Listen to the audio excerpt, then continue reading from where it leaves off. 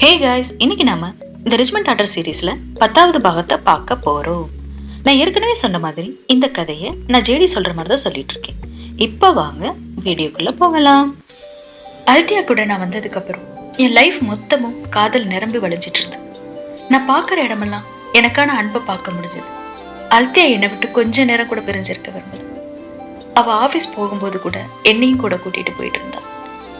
எனக்கும் அவ கூட இருக்கிறது ரொம்பவே பிடிச்சிருந்தது.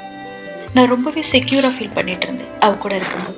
நாங்க 2 பேரும் சேர்ந்தே கிளைண்ட்டை மீட் பண்ண ஆரம்பிச்சோம். அன்னைக்கு ஒரு நாள் நான் அவ கூட ஆஃபீஸ் போகாம இருந்தேன். அன்னைக்கு அவ வீட்டுக்கு வரும்போதே ரொம்பவே பதட்டமா இருந்தான். ஜேடி ஜேடி அப்படின்னு சொல்லிட்டு என்னை தேடிட்டு இருந்தான். நான் இல்லைன்னு ரொம்ப பயந்துட்டேன். ஆனா நான் அங்கதான் இருந்தேன். அவ கூட விளையாடன்னு போல இருந்தேன். அவளை பின்னாடி கட்டி பிடிச்சு பயன்படுத்தி விளையாண்டுட்டு இருந்தேன். ஆக்சுவலா அன்னைக்கு அது எனக்கு தான் விளையாட்டா இருந்தது. பட் ஆல்தியா ரொம்பவே பயந்துட்டு இருந்தான். அப்புறம் அவ என்கிட்ட சொன்னான், ஜேடி உனக்கு ஓகேனா நம்ம வெளிநாட்டுக்கு போயிடலாமா? நமக்கான கரியரை நம்ம அங்கே செட் பண்ணிக்கலாமா?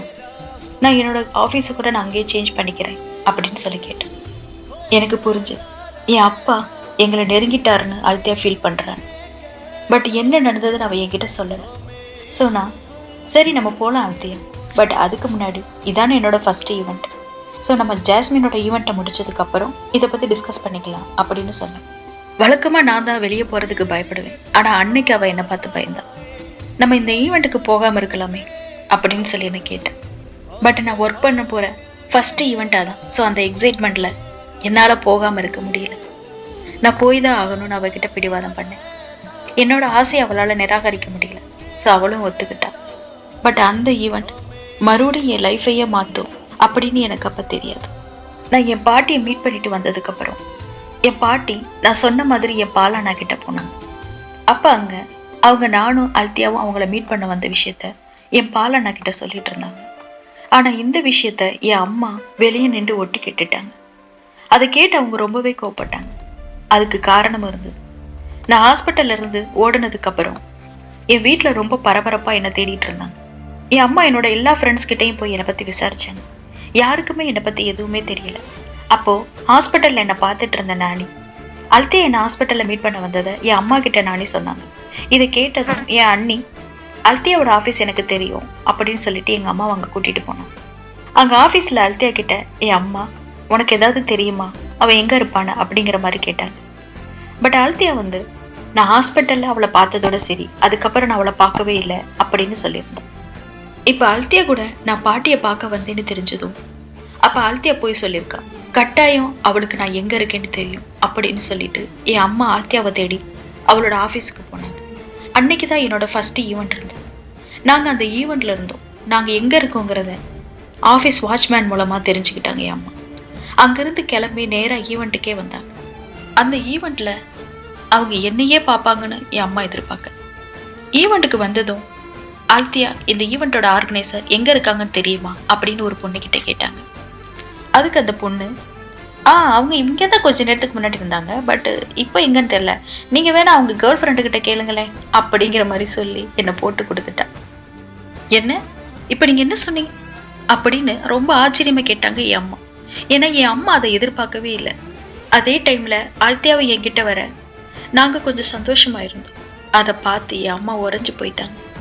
அப்புறம் என் அம்மா எல்லாரும் முன்னாடியும் அல்தியாவை இழுத்து போட்டு என்கிட்ட போய் சொல்லிட்டல, என் பொண்ணை மாத்திட்டல அப்படின்னு சொல்லி அடிக்க ஆரம்பிச்சிட்டாங்க.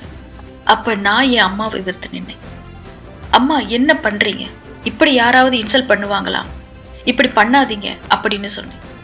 அப்ப என் அம்மா அவளை விட்டு தள்ளியே இரு ஜேடி, இவ உன்னை தப்பா யூஸ் பண்ண பாக்குறா, நீ முதல்ல என் கூட வா அப்படின்னு சொல்லி என் கையை பிடிச்சு இழுத்தாங்க.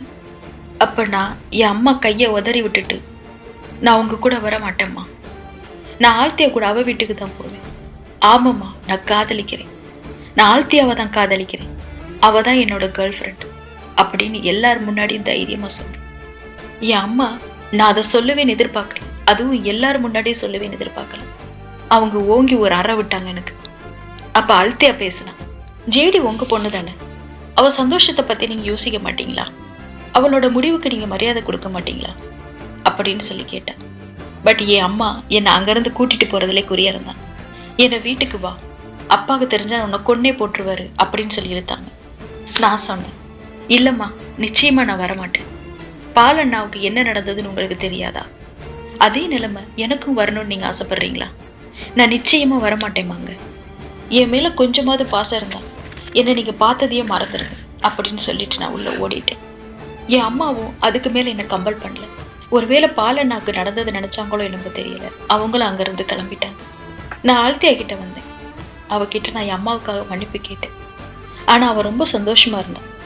ஜெய், நீ என்கிட்ட மன்னிப்பு கேட்க வேண்டிய அவசியமே இல்லை. இன்ஃபேக்ட் நான் உன்னை நினைச்சு ரொம்ப பெருமைப்படுறேன். நீ எல்லாரும் முன்னாடியும் உன் அம்மா கிட்ட என்ன நீ உன் கேர்ள் ஃப்ரெண்டுன்னு சொன்ன. இதுவே எனக்கு ரொம்ப பெரிய விஷயம். அதுவே எனக்கு போதும் ஜெய்டி அப்படின்னு சொல்லி அவ சந்தோஷப்பட்டான். அன்னையோட அந்த ப்ராப்ளம் முடியல. அதுக்கப்புறம் தான் இன்னும் ப்ராப்ளம் அதிகமாவே ஆச்சு. அன்னைக்கு என் அம்மா என்னை அடிச்சதை அங்க இருந்த எல்லாரும் வீடியோ எடுத்தாங்க. அதுல எவனோ ஒரு கருப்பாடு அந்த வீடியோவை ரிலீஸ் பண்ணிட்டான். அதை என் அப்பாவும் பார்த்துட்டார்.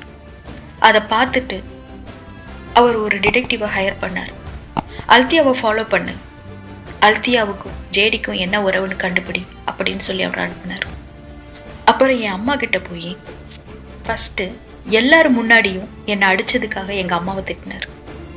ஏன்னா அவரோட குடும்ப மானம், மரியாதை, கௌரவம் இதெல்லாம் வீடியோவா ரிலீஸ் ஆயிருக்கிறத அவர் விரும்பல. அதுக்கப்புறம் சொன்னார், நீ இப்ப என்னை கூட்டிட்டு போ, அவ எங்க இருக்கான்னு அப்படின்னு கேட்டார். பட் என் அம்மா, ஜேடி எனக்கு எங்க இருக்கான்னு தெரியாது, நான் அவளை எதிர்ச்சியா தான் அங்க பார்த்தேன், அதுக்கப்புறம் அவ அங்கிருந்து ஓடிட்டா அப்படின்னு மட்டும் சொன்னாங்க. என் அம்மா இந்த விஷயம் என் அப்பாவுக்கு தெரியக்கூடாதுன்னு நினைச்சாங்க. இந்த விஷயத்த அவங்களே சமாளிச்சிடலாம் அப்படின்னு நினைச்சாங்க. அடுத்த நாளே என் அம்மா ஆல்த்தியாவோட ஆபீஸுக்கு போனாங்க. ஆல்த்தியாவை மிரட்டினாங்க, என் பொண்ணை விட்டுற அல்த்தியா, இது மட்டும் என் ஹஸ்பண்ட் ஃபேமிலிக்கு தெரிஞ்சதுன்னா நீ உன்கிட்ட இருக்கிற எல்லாத்தையும் இழக்க வேண்டியிருக்கும். நான் மட்டும் உன் இடத்துல இருந்திருந்தா நிச்சயமா நான் ஜேடியை விட்டுருவேன் அப்படின்னு சொன்னாங்க. பட் அல்த்தியா, நான் உங்க மகளை காதலிக்கிறேன் மேடம், உங்களுக்கு பிடிக்கலனாலும் அதான் உண்மை. நான் ஜேடிக்காக என்ன வேணாலும் செய்வேன், யாரை வேணாலும் எதிர்த்து நிற்பேன். நீங்க உங்களால முடிஞ்சதை பண்ணுங்க மேடம் அப்படின்னு தைரியமா சொல்லி என் அம்மாவை அனுப்புனான்.